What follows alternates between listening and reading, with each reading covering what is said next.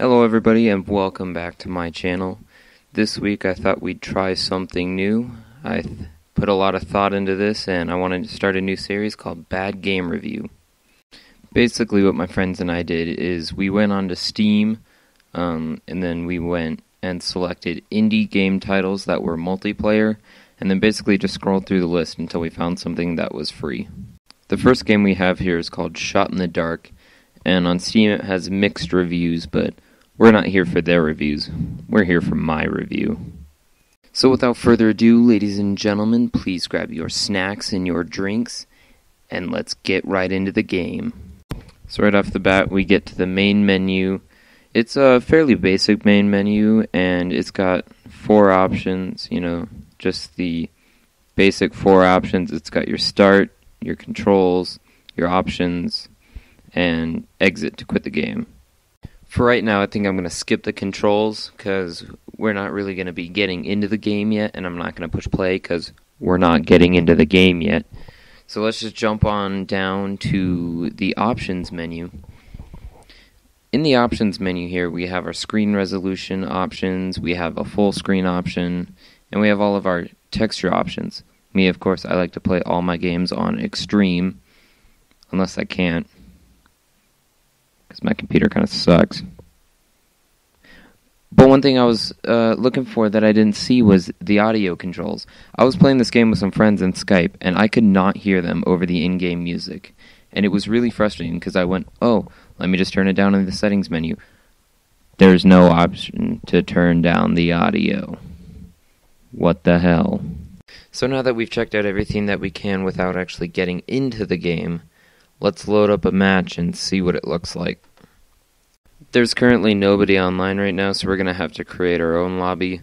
And once we click that and it sets up the lobby host options, we have the option to pick through 7 different starting maps. The 7 choices for maps are Light Arena, The Warehouse, Mark E. Judge E, Club Marque, or however you say that, Casino, Soccer Field, and The Office. Let's load up a game of Light Arena real quick. Now on the control screen, you're going to notice it's got very basic controls, the usual WASD. Left click to shoot, E throws these little light things, and Q drops a decoy of your player. The first thing you're probably going to say as soon as you get into this match is, wow, this is really fucking bright. The second thing you're probably going to say is, wow, this is really fucking dark.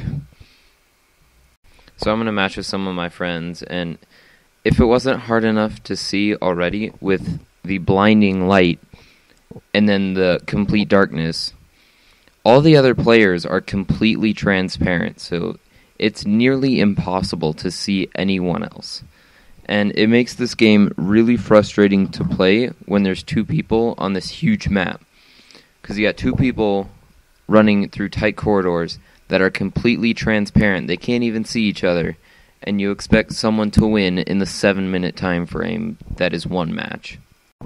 One of the biggest problems I have with this game currently is that when someone dies, you always spawn in the same spot.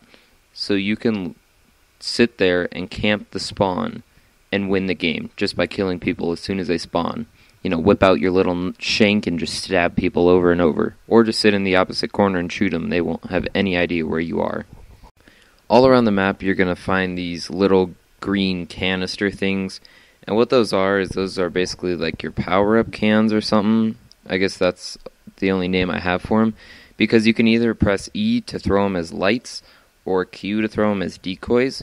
But if you mash the E button to throw them as lights, you can throw out as many as you want before it realizes, hey, you don't have any more lights. So you can actually end up with like -10 lights, and there's a bunch of lights on the ground, and it's a really easy way just to spawn camp. Or I don't really want to say spawn camp, but it's a really easy way to camp one area.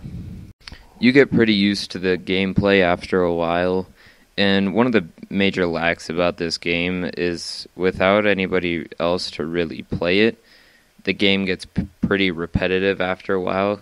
After you play all 7 maps, the game just repeats itself, and it honestly gets pretty boring. It doesn't really have a whole lot of replay value in it, which honestly kind of sucks. And I'll be honest, I've played about an hour of this with my friends, and now that we've had plenty of fun in-game, there's one more thing I want to show you, which is the controls menu. Now, there's something really funny about the controls menu, because when we open the controls menu, it's literally a picture of the loading screen with a poor attempt to cover up the word loading. You can see the whole L and part of the O in the word loading. It's like, really? You drew a black box. I mean, how hard is it to extend it a little bit more to cover up the rest of the letters? With that final nail in this coffin, I think we can give this game a rating and pretty much sum up everything we've seen. We've seen a basic loading menu, no audio options, repetitive gameplay, kind of frustrating gameplay, a few bugs and glitches here and there. Overall, the gameplay itself is actually runs really smoothly. You don't really have any issues with players getting shot and not dying, or there's no lag that's like so bad it becomes unplayable. And so I'd give this game a rating of 3 blue sticky notes out of 10. Thank you guys for watching. I hope you enjoyed the video. If you hit that like button, I will send you your very own green highlighter. This is not a joke. I will send you your own green highlighter.